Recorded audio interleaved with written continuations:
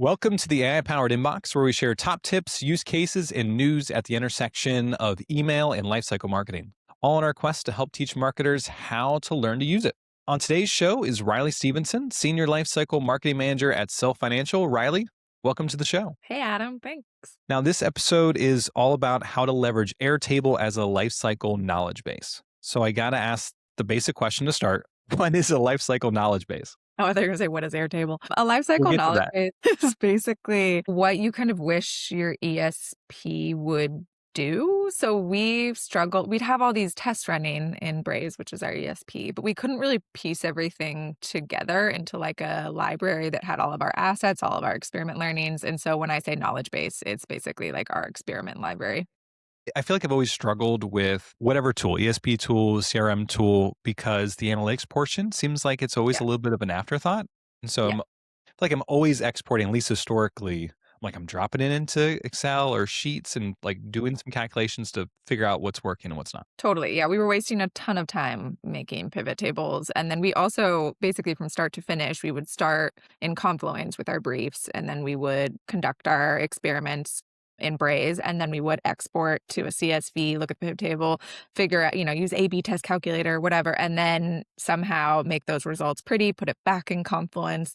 And then we just had folders on folders on folders. And it was not ideal. So it was kind of a goal of mine for a very long time to fix that problem. I think everyone probably listening to this, if they've done this long enough, can like empathize with that. If not, they're doing it actively themselves on a weekly basis. Yeah. And I think, on a weekly basis, we would get questions like, oh, how did this test for this new unsecured card go? Like, what was the CTA that you used that blah, blah, blah, and I'd just be like, okay, well, now it's going to take me quite a long time to like go search and figure out, exactly what those results were. How can I make this pretty so that they can see the answer immediately? We were wasting a lot of time, not only like running our experiments, but also sharing them out. Yeah, and then half the time it's making things like the slides look pretty or whatever it is, and we're like wasting so much time. It's like Yeah. I just want a nice dashboard in Braze or whatever tool that someone Airtable. can go and look in. And now we have Airtable. Okay, so before we kind of like just jumped in there, but let's take a little step back for a moment. How did you get into lifecycle marketing? How long you been in it? Where are you at? Tell us all about your background. Yeah, I didn't know what lifecycle marketing was, which I'm sure a lot of people can relate to. When I first kind of entered that field, I was really new to marketing. I'd been in the nonprofit sector, and I'd done like newsletters and communications and grant writing, and my background's in journalism. And so I have this like communications background, but kind of circuitously, when I moved to Mexico in like 2019, I was looking for a job locally because I didn't want to work remotely. I wanted to kind of like make connections. And so I ended up at this startup that's like an early childhood development app. And I started as the copywriter because I speak English and Spanish, and then and had that journalism background. And then the CMO was like, hey, there's this new life cycle role. Would you be interested in applying? And I was like, what's life cycle? And I've kept in touch with her, over the years. And she's been like, are you sure you still like life cycle? Is life cycle for you? But I think it was just a really fortuitous kind of pick for me because I love it. I think it's like a great combo of problem solving and analytics, and also like the creative strategic side. Yeah, it scratches like it doesn't scratch, but like leverages both sides of the brain. Uh-huh. That's what I've Yeah. always enjoyed, the creative and the analytics side. It's funny because you and my last guest and myself have all are journalism majors that Love that. somehow found a way into email and lifecycle marketing just little by little. I feel like there's always a role that somehow just blends that. And you just all of a sudden, years later, you're like, oh, I'm a lifecycle marketer. When did that happen? Yeah. I mean, I used to teach journalism, and I would teach it to kids. And I would always say that like the end goal is not to be a journalist. It's like you're learning these skills that you can take into any career. Like you learn how to ask questions, learn how to think critically, learn how to interview, you learn how to write, learn how to research, and all that can be applied to anything. And yeah, especially life cycle. Yeah, and you learn how to do a podcast somehow a decade or two later, depending on the generation. So let's get into it a little bit in terms of Airtable. Now, I've used Airtable, but it was years ago, and it was mostly used as like a project management campaign tool. And now it seems like Airtable is exponentially more. Can you give us like you're not an Airtable employee though, you maybe should be paid as such. But That's how can you I give do. us like a little bit of background of like what you can do in Airtable? at this point? Yeah, Airtable has evolved a lot. It kind of, when I first used it actually in my first job, marketing job, it was just like fancy spreadsheets. It was like a really nice way to have everything color coded and configurable. And it was really dynamic and it was just like a way better Google Sheets, Excel. Now it's like fancy Sheets, Excel combined with AI. So you can do a lot of automations, you can do a lot of querying your database. It's basically like you can have everything in a database and then you can configure it how you want and you can use AI to kind of get answers, automate things. And yeah, it's like a perfect blend of like agentic stuff and just kind of basic sheets. So you can make it as simple or as complicated as you want. Yeah, it was actually, I think, in my notes after this to now look into, into Airtable more, to, on all honesty, of like, I feel like I can probably use this for a couple things. Yeah. Yeah. No, it's great. You can build apps off of it. I have like a on the side, I do like recommendations for Portland, like restaurants, bars, whatever. And so I have a whole database of all my recommendations. And then using that as like the database to populate a website. So like you can go, it has so many use cases. I do my personal finances on Airtable. Like I really need to stop shilling Airtable, but I use it for a lot of different reasons. Okay, so if you're local to Portland or if you're traveling there, stick around towards the end because we'll have to get a couple of those recommendations. All right, so recommendations, restaurants aside, we're here to see how you use it, how you've used it, especially for reporting. Can we show people kind of like what we're building towards? How does it look? Give us an example. Yeah, absolutely. Cool. So this is Airtable, but you're not seeing the data here. You're seeing the interface, which is like the pretty visual side of Airtable. So behind this is all the data that powers the interface. But what's really nice about this kind of format is that it's super shareable. So this is like the overview page that you would share with like a product manager or your boss or whatever.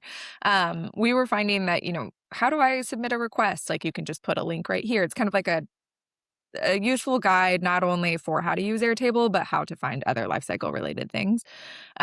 So this does give a good overview of kind of what's housed in here. We have our calendar of campaigns for our ad hocs, we have our experiment write-ups, and then we have our creative asset library. For the purposes of this demo, I just left it at email, but obviously really configurable. You could do push, SMS, in-app, whatever you want. But yeah, this is kind of the overview page, and then I'll show you an example of kind of ultimately where we go when we're inputting experiments, adding the results, and then ultimately interpreting those results. There's really great dashboarding tools where you can see this was a very hot dog Christmas, just one of my hot dog campaigns that I'll share. But basically, you have your conversion events and whether or not the which one was the winner and whether or not those results were significant. That's all built in. As soon as you upload the results, you'll get these answers. You can see, what was email A, what was email B, and then you can see CTR down here and whether or not any lift was significant as well. So this is kind of what you're working towards. Ultimately, you can see which campaigns over time have this highest CTR. You can filter this so that it's by login, conversion rate, whatever. And then I don't necessarily have a view in this demo, but you can also then create a dashboard that will kind of populate all of your results so that you can see like over time, these are the top CTAs, these are the top tests that are winning, these are the tests that didn't win. But that was a little beyond the scope of this Yeah, demo. that's fair. But yeah. So this is the reporting tool that you wish Braze had. Yeah, Simply because put. we can combine our briefs, we can combine our results, and we can combine like the visualization component. Okay. And all that especially is super important. And sounds like you take some of this, or at least you used to do that in Confluence. But now do people come here and do you leverage this, or do you still kind of import this into Confluence? No, we just use this. I think that occasionally we'll do like a quarterly update where we put things into slides. But if you need to ever look at an experiment result, you go into Airtable. And so I'll share these pages. This one specifically, I can just like copy this URL, send it to a product manager, and they can see, the results if they're curious. And then they can use that for whatever in-app experience they're building for a similar product. Nice. And for those who aren't familiar, Confluence is similar to Notion to a certain degree. It's part of like the Jira Atlassian family, and I think it's like their Notion competitor. Yeah. All right, so back to Airtable though. How did you land on leveraging and using Airtable? Was this just like a personal preference to you? Did you seek a couple and look at a couple of different apps? How did you decide on Airtable? I'd used it before and I just went with it. And then I was really pleasantly surprised by all of the advancements that had happened in the last like 5, 6 years. You can see here they have like a built-in operator, I guess. It's called Omni. And so it's nice because you can query everything. And then there's like a lot of automations that didn't exist before. So I started just because I had familiarity with the tool and then was like, oh, wow, this has even more than what I expected. Nice. Okay, so you gave us a sneak peek of like what you built. Mhm. Now let's go through a bit of like how you actually did it. Cool. I'm going to start with a experiment write-up and then show you kind of from the planning phase through the results inputting through the visualization and dashboarding, kind of start to finish how I do this in my day-to-day job as a lifecycle marketer. I have kind of some data already in here. So there are briefs, which are like if I want a particular campaign that has a certain setup, I can put in, what is my audience? These are traits that are in Braze. If I have any splits, what my conversion events are, exit criteria, what channels I'm using, what the URLs are. And what's nice is that once you have, for example, like this active users template, if I had like a welcome series or any other program, those could be in this like brief section as well. And then you have all that information in here once and you can just use it again later. So I don't have to constantly be like, okay, I'm going to do this welcome series test. Now let me re-input, or copy paste a Confluence page that has, these are my audience traits. Like we just spent a lot of time, like we want it all to be together so that if you're looking at the experiment, you can be like, well, how is this set up? And so having to redo the setup every single time in documentation form was just really tedious. And so this kind of briefs library allows you to recycle this information over and over and then also update it as needed. Right. So you made templates that you can easily update. And do you then manually go in and put this in, or you just copy and paste in from Confluence, or is that something that you can kind of export and then import in here and it auto inputs into these spots? There's probably a way to do that. I think at this point, I'm discovering new tools and new ways to import information every day. But to start, we just decided instead of backfilling all of our experiments, we were just going to start a new chapter of life cycle. Let's just start here, start now. And so we're kind of gradually adding to our kind of library of briefs and programs and experiments. But yeah, I'm sure there's a way to do it less manually. I'm sure that's probably like a copy and paste answer. I'm sure there's a way that we can get AI to do it, but we are doing it manually to start. Yeah, And that's and one of the things that we're experimenting with, there's a connector between Claude and Airtable, and so we're trying to figure out how we can, because they also connect with Atlassian, so you could have Claude query Atlassian, get the information, and then populate Airtable, but that's next phase. Yeah. And to be fair, I feel like that's just kind of like a good lesson overall when starting with AI, whether it's like your very first thing you're working on or your 20th. It's just figure out some things from some use case. You're not going to do everything with AI to start. Some of it's going to be manual, but figure out kind of like one thing at a time and then you can enhance it over time. Yeah, absolutely. I totally agree with that. So we need to kind of like talk about the elephant in the room.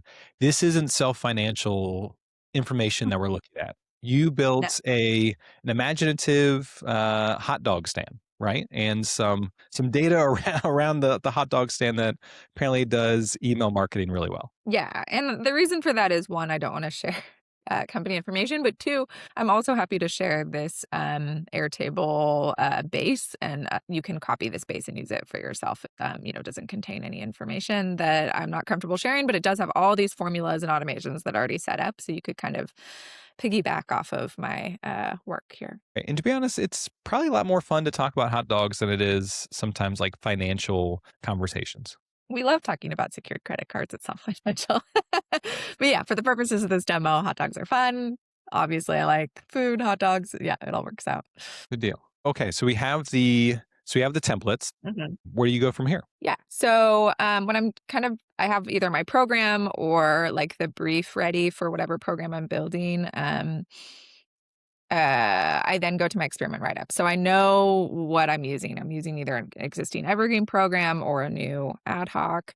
And now I want to set up my experiment brief per se. So I have some in here already where I was testing seasonal content.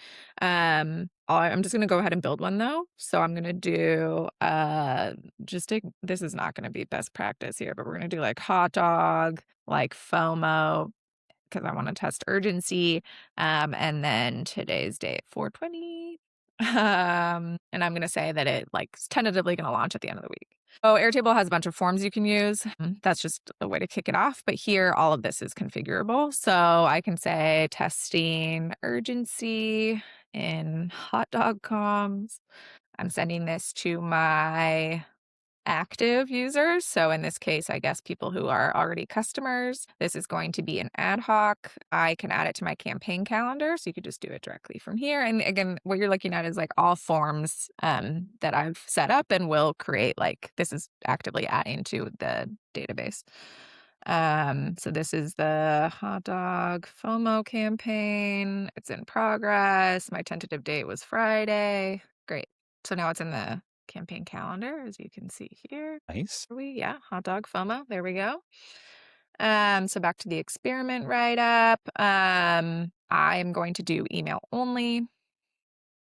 Oops, I haven't updated this, but let's just pretend there's another category for test type. We're just going to say it's seasonality. If I have copy already for some reason, I can put in a copy link here, but I'm also going to show you a copywriter that I created where you can use all this information to generate copy that takes into account all of your Airtable learnings, your brand documents, etc. But sometimes we already have copy ready, so you could just put in your link here. Great. This is a fun little automation where if you have, a brief that you already created, in this case, I'm going to use my like active users ad hoc template. So I'm going to click this. Airtable's like AI deep match will show you, which template they think is most related to what you're working on, which is accurate like 99% of the time. And then this is going to populate these fields exactly, so I don't have to do it again. So Wow. now, yeah, you just say like, what was I working on? Was it that, welcome series? Was it an ad hoc, whatever? And then it'll put in all of the variables that are true in Braze. So once you have a similar campaign, which of course I think a lot of us have a handful of campaign types that we're replicating and tweaking the seasonality or the topic, the hook. Airtable is able to kind of like repopulate that sounds like seamlessly and saving, of course, some time doing our usually least favorite thing, which is filling out these brief and templates. Yeah, exactly. It's a great connector and like kind of duplicator. Yeah, so you don't have to do it more than once. If I had a Canvas link, I could put it in here once I'm, again, just not going to do that today. If you're using an existing asset, you could select it from here, but I actually haven't put mine in yet. So I'm going to show you how you put in an asset, which is a very similar format. So email, I'm going to drag in asset A. It's just a screenshot of my email. I'm not doing subject lines because oftentimes we will do subject line testing. So I'm more curious about like how the email performs versus the subject line itself.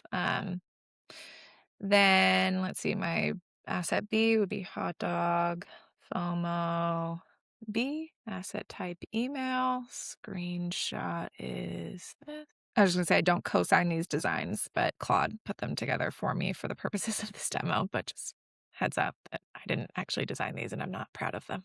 We appreciate Claude doing some of the heavy lifting here. So the goal of this test is two completely different, seems like, email templates and email design types, and then seeing which one performs better. Is that right?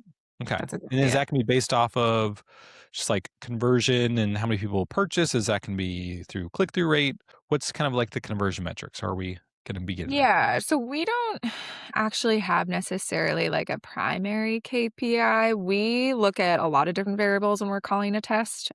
So we look at mostly signed in, so logged in, and CTR. So this would house both of those. And then in the campaign's results dashboard, you can look at every single one and then you can make the call. Because I don't think AI is actually that good at determining like the overall winner when there's a lot of like nuance and complexity, but it gives you all of the information for you to make that informed decision a lot faster. Okay. Makes sense. So yeah, this would be a really basic A/B test. I'm just gonna kind of put stuff in here as like slop a little bit. So we have our FOMO B. Where's FOMO A? There we go. So test A was, let me remember what I did. This is, sorry, you can cut this. So this is like long-term benefits of joining our rewards, our hot dog rewards program versus like FOMO urgency, join now. So test A, again, it'll query. And then I'm just going to do test A as the subject line because I am bored with filling out this information. Let's just say get started. B, we're going to call this subject line test B. Same CTA. Great. So now we have our experiment write up. I could share this with my boss. I could share it with a peer. More importantly, what I do is when I send something to the QA channel, I send this exact page and they can see, okay, this is how your test was set up. This is like the estimated audience size. These are the links that you're using. So when my coworker is QAing, they have all the information they need. So again, we don't need to like put something special into the QA channel. I can just be like, hey, can you guys QA this? Here's the link to the write-up. Yeah. And so this is something, correct me if I'm wrong, this is something you would have written historically in Confluence. And instead of Yeah, doing that correct. there, you're now doing it here, which will then streamline the what comes next in the results. Yes. Yes. So I would have linked like, hey guys, here's the Confluence page, here's the Braze canvas, here are the links that I'm using, and it was just a lot in Slack. And here's all in one place. Yeah. And so you're not necessarily doubling the work. This is taking place of that previous work. And some companies, and for those in the audience, there's a varying range of like some people will maybe write down 20% of this. Some people will write down 100%, if not more, depending on the company. However, it's a good range and a good practice overall to make sure you're outlining exactly what the test is, who it's going to, things like that. So then when you actually look at the results, you can read them and apply them in the future. That's a really good point. Having clean, structured data is essential. You can't do this if you are calling tests in different ways, setting them up in different ways. Like we know that for the purposes of getting accelerated learnings, we're doing A/B testing. We can do it at the variant level or we can do it at the step level, like the creative level, but like we are all doing testing in the same way, exporting from Airtable or from Braze into Airtable in the exact same way. And I think that has the benefit of one, we can trust our data because we know we're doing it the same every single time. Obviously, there's limitations because sometimes we want to do a more complex test and it's kind of hard to fit it into this format. But generally speaking, like this really works for us. And then it also makes sure that like we have a lot of integrity in our testing. We're not testing more than one variable at a time. We're not, being way too ambitious in what we're trying to do. We're trying to build ultimately a library of learnings that is like, this is the best CTA. These are the best images. We should use these colors. We should, and the way to do that is by like very rigorous, continuous, fast-paced testing of one variable at a time. So yeah, I think that's a really good point is you want to make sure that everything is clean and structured in a consistent way. Yeah. And it sounds like Self Financial is very methodical Hmm. in its testing. And Yeah. a previous company I worked with, they were very similar, where before you may just be kind of like Wild Wild West, we're going to do this here, we're going to subject line here. And instead, it's very structured. I'm a big believer in you are outlining exactly which variable you're looking at, what it means to be, if it's success or not. And sometimes you still might get learnings that are unexpected after the fact. However, it's much more effective going into being like, we are testing this variable. This is what it means to be successful. And this is potentially what we're going to do next because of it. Yeah. And a lot of that I don't have in this demo, but it's like you can then say, okay, what are all the CTA tests that we've done? Like, because you can do like, hey, here's seasonality, there's a dashboard view where you can be like, what are all the seasonality tests that I've done? So when people ask, like, hey, what did we do for Valentine's Day last year or something? Like, you can, figure that out really quickly. And so that's also nice is that when you like tag and label your variable, you can then query that variable later. Yeah. Great. Well, is the brief done? Are we ready for the next step? Yeah, the experiment write-up's done. So now I'm going to input my results. This is where I'm going to go to the data view. There's probably a way to do this in interfaces, but I have this raw data upload tab. And so I'm going to upload my result. For those listening, you are uploading this manually, right? Or is there a connection between Braze and Airtable yet? Um, we're working on a connection, but for right now, it is manual real So, like we quick. said before, I'm sure there's a way AI can do it, but at the moment, this is manual. Yeah, this is, MVP version, if you will. And just like AI, it's like continually evolving and getting better and better. But honestly, I just have a report that says for Airtable export and Braze, and you can change which test you're looking at, and then you just export it as needed. So it takes like 2 seconds. It's not a huge manual lift. Yeah. Sometimes I question, I'm like, is it worth trying to train Claude into doing this thing that takes me 5 seconds to do? And it might take me hours to get Claude to do the 5 seconds. I'm like, oftentimes, it's just not worth it. Yeah. Okay, so I have my results. I'm gonna just drop them here. You can see that, there's these field mapping, so every single time I know because I've done this sheet over and over, canvas name will go to this, variant name will go to that. The only thing that I add to this that isn't pre-populated is like the campaign name, and then the upload date happens automatically. So I would just do save records. I now have this in my raw data upload section, and then what I do is we name our steps the same every single time. So step 1A, step 2A, 1B, 2B. And then this is a formula that can essentially see if the step name has A or B in it, and it'll automatically assign it A or B. So like asset A is step A, asset B is step B. So again, with that like data hygiene consistency, we label our steps in the exact same way every time. So I can assign a campaign here. So this is my FOMO campaign. Do this. Now we're done. So I'll go to interfaces, and behind the scenes, it will have calculated all of my results. So we'll go here to this campaign results dashboard. Here's my FOMO campaign.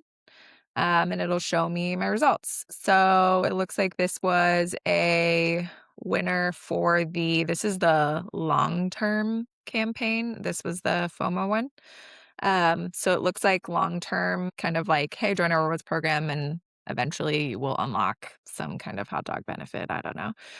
So it was stat sig in terms of signed in. It was not stat sig in terms of like making a purchase or in whatever this event would be, start session. If you look at CTR, also not stat sig. So in this case, we could make a decision as to whether or not we want to call the test or test again. So if we are like, okay, a 2% lift in, login is sufficient for us to call this test, we could then call it and add it to our learning library. Um, there is an AI tool that I use sometimes, which is this like experiment summary. And so basically what I do is it looks at all of these results and then it tells me which test won or not. Sometimes it's accurate, sometimes it isn't. I haven't updated this in a while, so it is saying the urgency variant one, but I don't think that's actually true. So sorry about that. And it is There's something that AI for you you. built, that summary? Is that something you built Yeah. yourself, or is that something Airtable? Yeah. So I'll show you what that looks like. Let me go into edit mode. Can't see anything. Here we go. So Airtable has all of these agents. So it has instructions like what I want the tone to be, what I want the format to be. So I can say, look at the campaign name, look at the description, look at the channels I chose, look at all of these, conversion rates, stat sig, and then make a determination based off an insight and recommendations based off of that data. It does work a lot of the time, but again, sorry for this demo. It looks like it didn't work that well. But yeah, so instead of me having to look sometimes if it's a more complicated test or whatever, I can just generate this experiment summary and it will analyze the test for me on the spot. Yeah, and a good reminder that AI isn't perfect. It has a lot of challenges. Right now, it can help do some things efficiently, but we all know, I think that uh, we can't take it. We got to take it with a little bit of a grain of salt. And human in the loop is always still very, very important. Totally. If I wanted to see how these emails compared to other campaigns that I ran, this is where I'd go to, wow, they performed really well. My loyalty program emails have the highest CTR compared to my other kind of emails that I've tested in the past. So that's also great. It's like, okay, so sure, found that, long term value messaging beat urgency messaging, but like, how does that fit into the wider landscape? Like, was this email campaign in general more successful, like in talking about our loyalty program versus, catering our signature items, whatever? And it looks like, yes, there is a lot of interest in our loyalty program. Yeah, this is really helpful, be able to see how everything performs. And I do want to call out the fact that when you uploaded the data, it was a pretty pain-free process. You uploaded it, and then it put it into a nice report, which can, when you're doing this manually, as I feel like again most of us have known over the years, is like that sometimes takes so much more time that when you actually get to the analysis portion, you've used all your energy and you don't have time to to then actually look at it, read it, and know what to implement next. Yeah, exactly. That is one of the biggest benefits of doing this is that my um kind of time spent analyzing experiments has been reduced by like 3 hours. Like it now goes from, a 3 hour process to like a 5 minute process. It's so, so, so fast. And because we're able to analyze results more quickly, we're able to test more and more often. And so I think I actually asked this uh kind of like AI agent to put together a report for me that was essentially something like, show me for an executive team how many more experiments we've run since we launched this table or something. And it showed us that we'd increased our experiment velocity by like 6x. And so, and it had a table and it showed which campaigns, and it was really, really handy. So I use this a lot to kind of export, kind of documentation for executive teams as well. And then, yeah, one of the great learnings that we found was that we can just test a lot faster, which is a win in and of itself. Yeah, that's huge. The fact that you can continue to learn and learn much more quickly, I'm sure the executive team loves that. And for you, knowing like what you can kind of figure out in a short period of time. Instead, I feel like I oftentimes say, all right, what do we want to learn this year? Let's test throughout the months and weeks ahead to figure it out. And now you can say, all right, what do we want to learn over the next couple of months? And you can expedite that much more. Yeah, exactly. So we have a learning library that I haven't totally set up here, but you can do, like, this is what we want to learn. And then was our hypothesis correct? And so we have this backlog. Again, this is a very rudimentary example. We have a backlog that's really built out that we've, scored based on impact and ease. And we can say, like, okay, well, when we're done with these tests, now we know we want to do these other ones. And we can we can just move a lot faster because everything is in here, both our learning goals, our results, our inputs like our briefs and our experiment write-ups, and then also all of the visualization. And how much are you planning that ahead of time?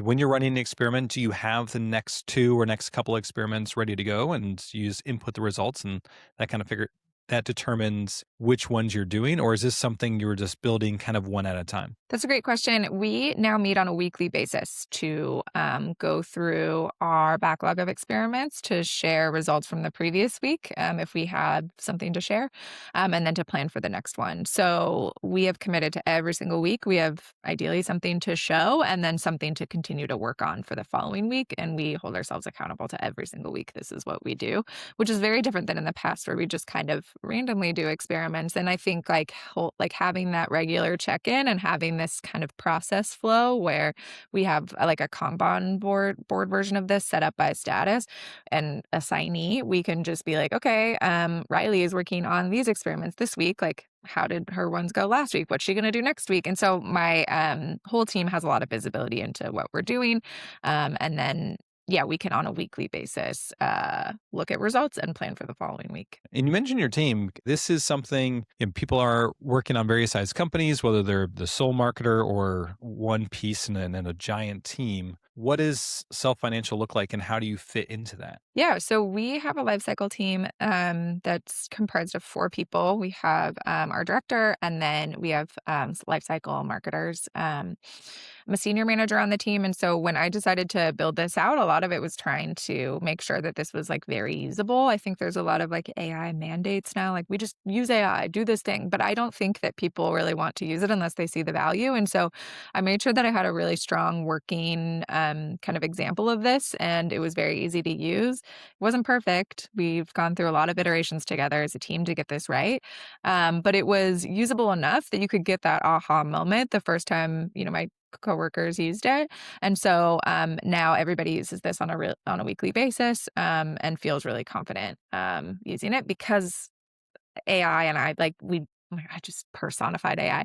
We made it really easy to use, and the payoff was really clear immediately. Yeah, there's a lot of AI hype out there. This podcast is just not trying to fuel that train, but we do see that you put a lot of effort into building this, and it's successful when people can get that kind of instant gratification relatively early on to know that okay, this is worth it. But it did take some time to get there. Absolutely. I don't think this is easy. I think it takes some time to test up or to test and like plan out. But I think that like if you love getting into the flow of like solving problems, it's a lot of fun to do. I just worked on this in between, my other job responsibilities. And then by the time we got here, which I would say is probably like 8 months to a year, because I worked on it pretty slowly, it was ready to share. And then from there, it just grew exponentially. But that first stage of really building this out took a while. That being said, if you share this out, I already have a lot of the work done. So you don't need to, start from scratch. But yeah, it's not easy. So thank you in advance for helping us solve 8 months of time or so in a short order. So it sounds like this is kind of a really key component to what the team does now. Yeah, we use this on a really regular basis. Every week we're looking at it. Everybody's using it to plan out their experiments, to upload their experiments. And it's something that the rest of the marketing team is now looking at using. So we're kind of in conversations about how to replicate this on our paid team or on our organic team, because it would be nice to have everybody's results in here so that if I'm testing this new claim and I know the paid team is testing that same claim, we can compare our results and share a lot easier because we're all using Airtable together. Yeah, I'm sure the VPs would love that. They do. Are there any other cool features to this all? Yeah. Trash. At a high level, we have a copywriter that's built in now to Airtable that I'm unable to share today, but it was very easy to set up and it draws in all of our product docs. So I'll show you kind of the sources. We have these brand docs here. In this case, it's like our product guide, our winning value props. I just upload this brand guide, for example, our hot dog time brand and copy style guide. And then AI summarizes it. So it'll pull it's the document parsing and reader capabilities are incredible on Airtable. So you can be like, okay, here's this long doc, summarize it for me. And it'll store all this information for like messaging do's and don'ts, punctuation and grammar, whatever. And then I could feed this into a copy prompt. So I just say, hey, I'm working on a spring campaign for this like hot dog business. Look at my existing results, look at all of these brand docs, look at our compliance guidelines, for example, if we had them in the hot dog world, and then generate, 2 emails, 2 push notifications, and 2 SMS. And that all happens within a matter of like seconds. And then it exports to Google so that I can edit there, share with my compliance team, share with my design team, whatever. Sorry that I'm unable to show that today, but that's kind of the next gen of this project is now taking all of these inputs and using it to generate compliance copy that reflects our best practices and all of the test learnings that we're getting through this library.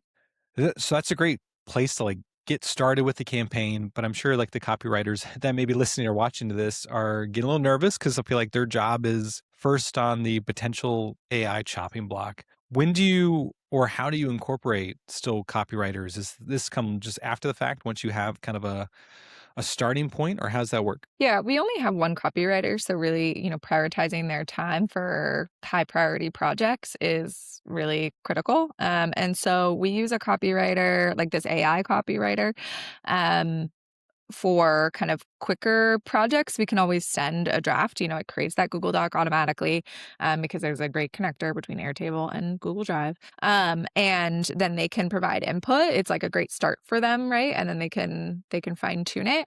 But if I have, for example, I just did a welcome series, and I was like, I'm not going to use AI to write my welcome series. Like I put in a traditional request with our copywriter because I'd way rather have their expertise used for something evergreen like that than just like a one-off campaign that I know what our key value props are, and I know how to set that up, because of all these learnings, that I don't need to go to a copywriter for that, and I can save their time. Yeah, it's more about being efficient and selective with their time, and then also what's going to make an impact. A Yeah, one-off absolutely. campaign, be maybe not worth the time, or at least going to make a dramatic impact over what AI can put out quickly. And I'm sure humans are still reviewing and making sure everything's on brand. But when you come to a welcome series, that is probably one of the more impactful things, if not the most impactful thing in a lifecycle program.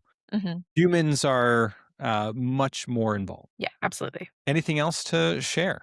Yeah, there's a lot of things that we wanna keep building out here that it's kind of overwhelming, the opportunities are endless, so we're just trying to prioritize, "Okay, what do we do next?" But there's a lot of use cases and problems that we wanna solve, and that's really where we start when we're looking at Airtable here, and this, like, knowledge base is, like, where are inefficiencies? What are things that we wish we could do better? And then, building that out using Airtable, and then now we're experimenting with integrating Claude and Braze as well. Yeah, and you mentioned this was something that you were kind of squeezing in between other projects. Is Mhm. this now something that is more prominent in your work and that are able to carve out time specifically for this? Yeah, I would say that because the value is there and because everyone's super excited about AI, it's really easy to build this into my, weekly workflow and have it be a priority for everyone on the team because we're able to show that it does save us time. And so making this better, although it requires some initial time and investment, now saves us time going forward. But it does require having like a really supportive team, a really supportive boss, like everybody has buy-in. And I think that by again showing those like aha moments, everybody was able to buy in a lot faster. But it really helps that everyone's super excited about AI because it's not a hard sell.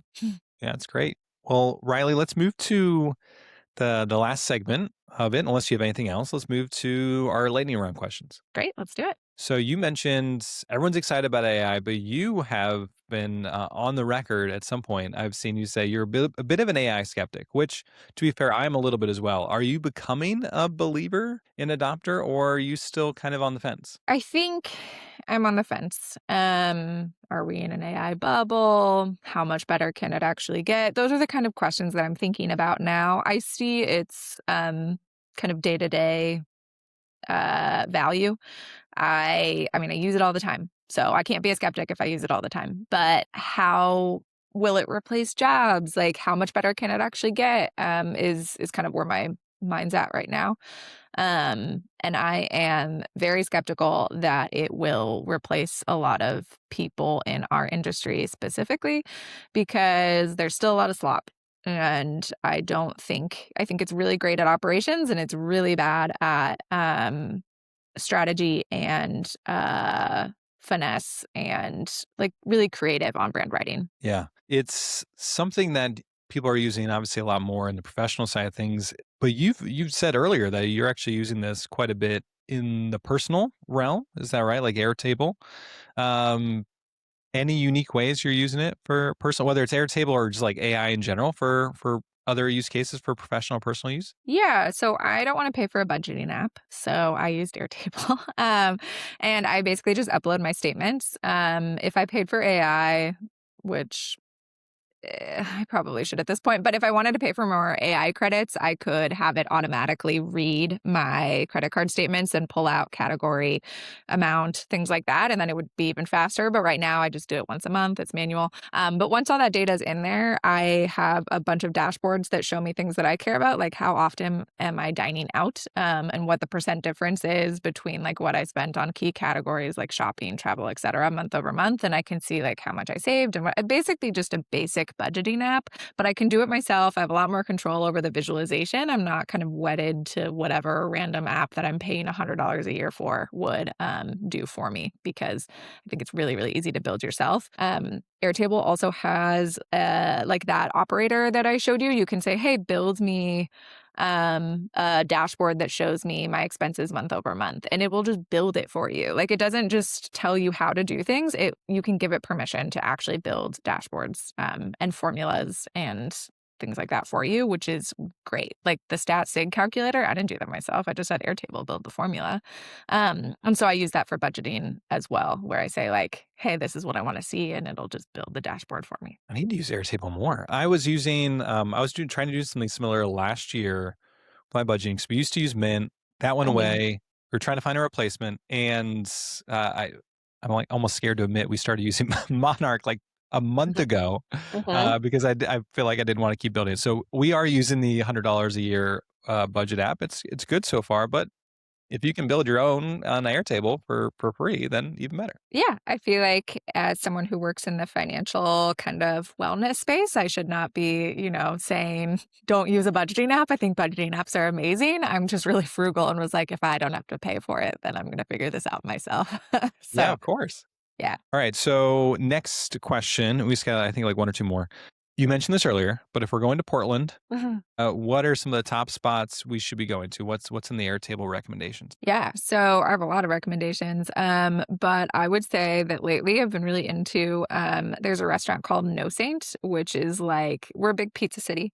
And so we have our big name pizzas like Ken's Artisan, Lovely's 50/50, if that means anything to you. But they've gotten really popular. You have to wait in line for an hour, and the pizza's really good, but is it worth like being hangry by the time you get in? No. And there's this really great neighborhood restaurant called No Saint, that's in North Portland on Killingsworth. And they make incredible pizzas, really, really fresh, like local ingredients. Then they have like a tiramisu that will rock your world. So I love No Saint. That would be my number one restaurant rec.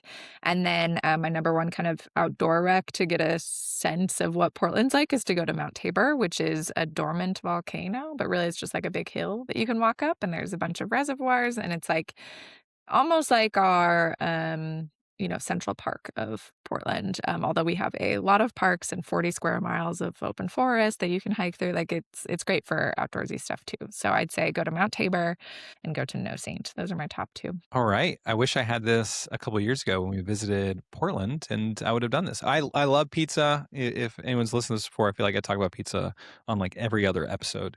So I need to add this to my like Google Maps recommendations. So No Saint, Mount Tabor combo. That sounds Yeah, I delicious. guess if we're talking about hot dogs, I should make a plug for Third Coast Hot Dogs, which is Third like, Coast. Okay. yeah, Third Coast Hot Dogs. It's the best. It's in a motorcycle shop. What's your go-to hot dog there? I forget what they're called. I normally am like a just give me a hot dog, maybe a Chicago dog, nothing fancier. And these all have like very interesting toppings, like beyond a Sonoran. Like, it's like all kinds of aiolis and chips and whatever.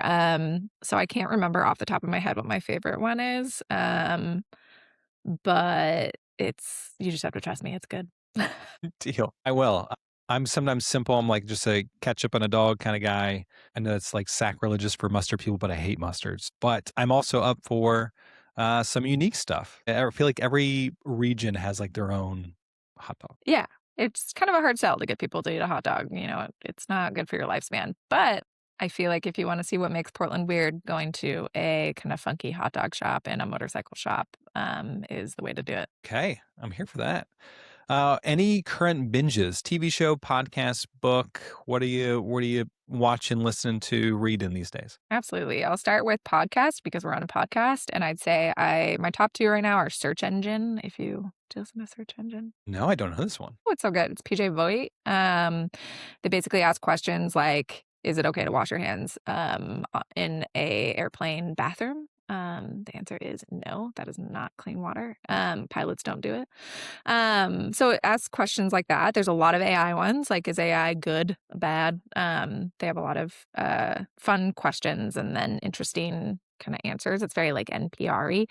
I also listen to Bachelor Recap podcasts because I can't help myself. And Let's see, for TV, I love TV. Right now I'm kind of cycling through some reality like Top Chef, which is great. I'm watching Gabby Windy's Love Overboard, which is ridiculous. What is Love Overboard? If you don't match with somebody, you walk a plank. Like they literally have you go out on a plank and then they drop you into the ocean. And then a bunch of like scuba divers are down below in like safety boats because they're dropping, like 100 feet into the water. That's the only way I can describe it. It's kind of a Okay. brain off show. And then Like Love Island meets Pirates or something? yes, it's very, or Below Deck. If you've seen Below Deck. You know, this is not my go-to category, but I respect it. I think maybe in your go-to category, I'm watching Rooster and Oh, Hack.